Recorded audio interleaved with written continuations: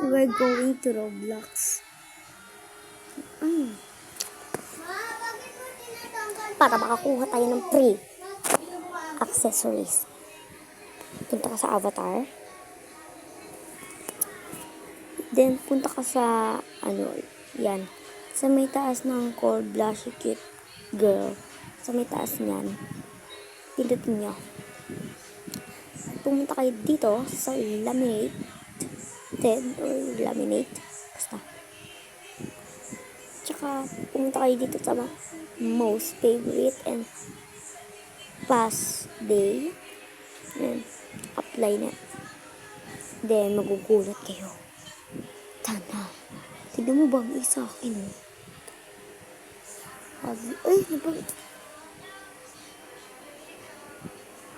Bagay sa akin kasi ayoko.